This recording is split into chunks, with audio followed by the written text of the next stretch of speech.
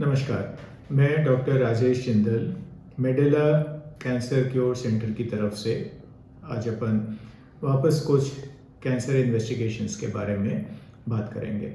इसके पहले मैं आपको अपने अस्पताल के बारे में जैसे बताता हूँ हरदम, हम लोग का ये जो कैंसर क्योर सेंटर है अगरपाड़ा में स्थित है, जो कि कलकत्ता में है, और हम लोग के पास में state of the art radiation machine halcyon है, जो कि वेरियन द्वारा बनी हुई है।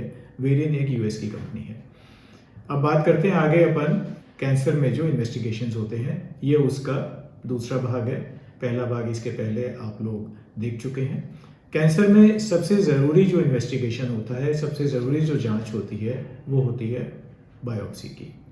बिना बायोप्सी के कोई भी कैंसर का डायग्नोसिस नहीं हो सकता है। एक दो एक्सेप्शंस को अगर छोड़ दें, जैसे लिवर का यदि एडवांस कैंसर हो और दूसरे पैरामीटर्स उसके अगर मेल खाते हो तो, और ब्रेन में कुछ स्पेसिफिक साइट्स होती हैं जिनमें से बायोप्सी लेना रिस्की हो जाता है, उनको छोड़ के जितने भी कैंसर्स होते हैं सबका डायग्नोसिस जो है बायोप्सी से ही संभव होता है, और उसके बिना उसका इलाज भी नहीं किया जाता है। तो अब बायोप्सी जो है कितने प्रकार की होती है। सबसे पहले तो मैं ये बताता हूँ कि बायोप्सी होती क्या है ना, क्यों लोग इससे डरते हैं इतना और क्यों इसको नहीं कराना चाहते हैं। बायोप्सी वो चीज़ है, आपके शरीर का अंदर से बाहर से थोड़ा सा हिस्सा लेके, कुछ सेल्स हो सकते हैं या कुछ टिश्यू हो सकता है, वो निकाल के उसको लेबोरेटरी में जांच के लिए भेजा जाता है कि ये है क्या चीज़, इसमें किस प्रकार के सेल्स हैं, किस प्रकार के नॉर्मल सेल्स हैं, किस प्रकार के एबनॉर्मल सेल्स हैं, आदि आदि। तो बायोप्सी का जो सिंपलेस्ट फॉर्म होता है उसको बोलते हैं स्क्रैब बायोप्सी। जैसे स्किन में कोई प्रॉब्लम हो तो उसको थोड़ा सा ब्लेड से रगड़ के या कोई ब्लंट ऑब्जेक्ट से रगड़ के उससे जो टिश्यू उतरता है उसको स्लाइड पे फैला के स्टेन करके देख लेते हैं क्या है। जो मुंह में जो अल्सर्स होते हैं उनको ऐसे स्क्रैब बायोप्सी ली जा सकती है। It's a very very preliminary investigation, लेकिन हो सकता है उसको भी, वो भी काम में आता है अपनी जगह पे। उसके बाद में जो सबसे ज़्यादा जो बायोप्सी आप लोगों ने सुनी और जो देखी है उसको बोलते हैं FNAC, fine needle aspiration cytology. इसमें क्या करते हैं, एक सुई होती है, पतली सुई है 22 से 25 गेज की, और उसको जहाँ से भी बायोप्सी लेनी होती है, जनरली कोई स्वेलिंग होती है बॉडी के अंदर में, उसमें से बायोप्सी ले, उसमें उसको डाला जाता है नीडल को, और उसमें से कुछ मटेरियल सक किया जाता है उसके अंदर में, उसको भी स्लाइड पे फैला के देखते हैं कि क्या चीज़ है ये। उस चीज़ को बोलते हैं FNAC, fine needle aspiration cytology. दूसरी जो बायोप्सी होती है वो ये है जिसको बोलते हैं ट्रू कट बायोप्सी। इसमें क्या होता है कि जो नीडल है वो थोड़ी मोटी होती है, टिश्यू चाहिए होता है, और FNAC में अपने को खाली सेल्स मिलते हैं, ट्रू कट बायोप्सी में टिश्यू मिलता है। एक्चुअली में यू कैन सी कि अंदर से कुछ निकल के आया है उसके अंदर में से।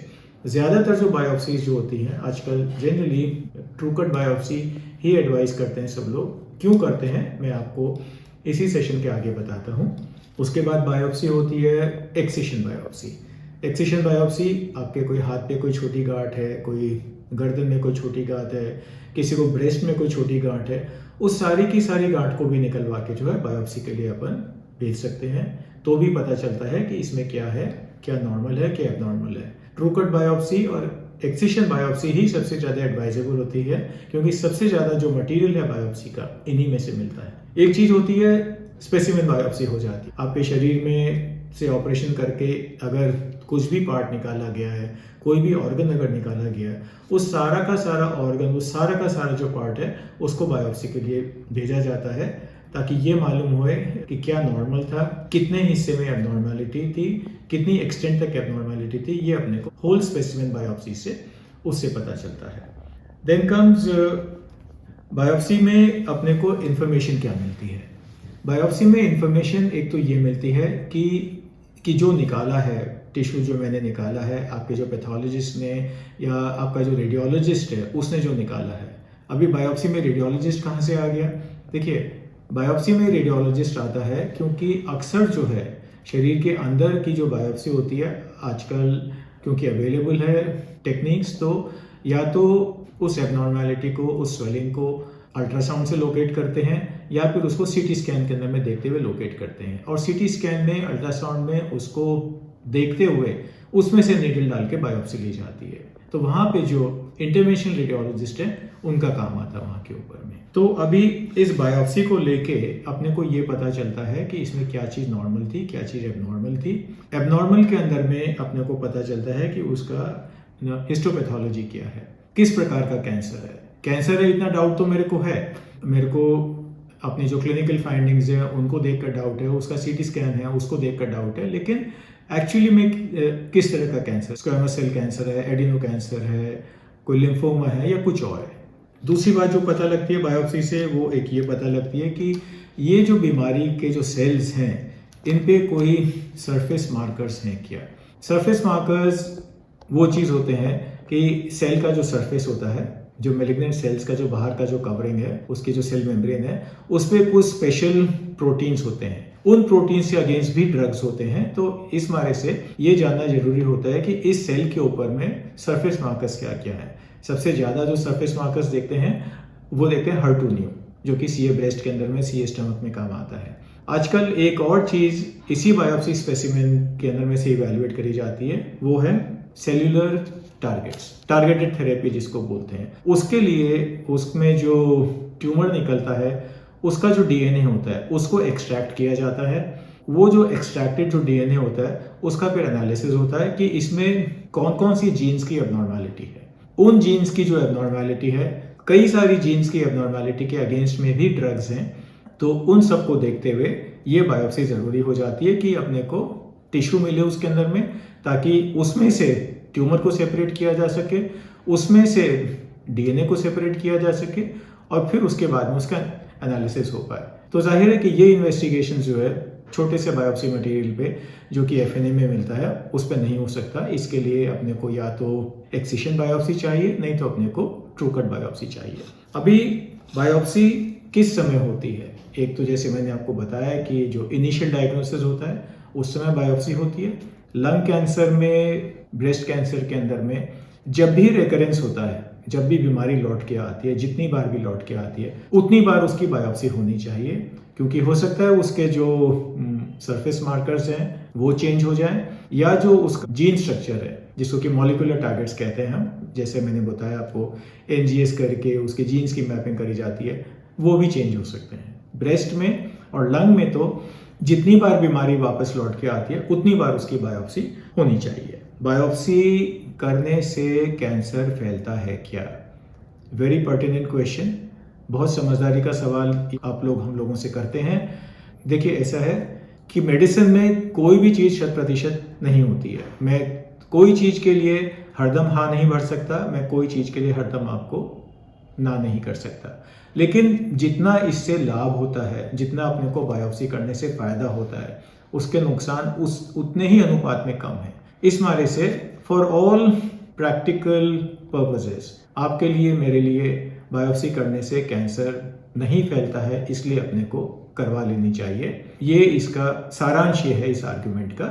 दूसरी बात होती है कि बायोप्सी का जो स्पेसिमेन होता है उसके लिए आपने देखा होगा कि रिपोर्ट के साथ में आपको स्लाइड्स भी मिलते हैं, और आपको कुछ स्लाइड्स उसमें से कलर्ड होती है और कुछ स्लाइड्स के अंदर में कलर नहीं होता। इनको स्टेन्ड स्लाइड्स और अनस्टेन्ड स्लाइड्स कहते हैं। लेकिन इसके साथ में वैक्स ब्लॉक होता है, आपका जो टिश्यू होता है उसको प्रोसेस करके उसको मोम के अंदर में जमाया जाता है, उससे भी स्लाइड्स काट के बनाते हैं। तो जनरली ये जो वैक्स ब्लॉक होता है ये आप लोगों को नहीं दिया जाता है। वैक्स ब्लॉक जो भी लेबोरेटरी में आपकी बायोप्सी हुई है, जिस भी अस्पताल में बायोप्सी होती है, उसको रखना पड़ता है।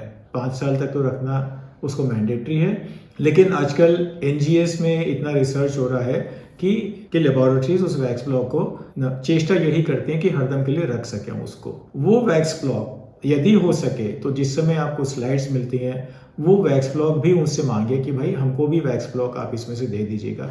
ऐसा नहीं होता कि खाली एक ही वैक्स ब्लॉक बनता है, कितनी बार होता है कि कम से कम भी 8-10 वैक्स ब्लॉक्स भी बनते हैं, डिपेंड्स कि बायोप्सी मटेरियल कितना है, नहीं तो 2-4 वैक्स ब्लॉक तो जनरली होते ही हैं। तो उसमें से 1-2 वैक्स ब्लॉक्स, और अगर हो सके तो सारे वैक्स ब्लॉक्स भी अगर हो सके तो आपके पास लेके रखिए, और उसको समझिए कि इनको रखना कैसे है, कि इसको कैसे प्रिजर्व करना है। क्योंकि भगवान नहीं करे जब आपके पेशेंट को रिकरेंस होए, अगर उसको बीमारी लौट के आए तो उस समय तक, आज की तारीख में भी हम लोग यही बोलते हैं कि ऑपरेशन आपका हो सकता है 4-5 साल पहले हुआ, लेकिन अगर उसका वैक्स ब्लॉक ला सकेंगे तो हम उस पर एनजीएस आज भी करा सकेंगे। इस बात को देखते हुए, बायोप्सी को देखते हुए, ये सब अपने को बातें अपने को ध्यान रखने की हैं। इतनी तरह की बायोप्सीज होती हैं, उससे इंफॉर्मेशन क्या मिलता है, बायोप्सी का वैक्स ब्लॉक आपको ला के रखना चाहिए अपने पास में, और आपके हिसाब से और मेरे हिसाब से जितना अपने को फ़ायदा होता है उसको देखते हुए इस सवाल का जवाब यही है, बायोप्सी करने से ये मत सोचिए कि कैंसर आपको फैल जाएगा बॉडी के अंदर में, कि कैंसर आपको स्प्रेड हो जाएगा। मैं समझता हूँ आज के लिए बस इतना ही। उसके बाद में और किसी टॉपिक को लेके फिर कुछ और बात करेंगे अपन। धन्यवाद, अपना ध्यान रखिएगा और सब स्वस्थ रहिएगा।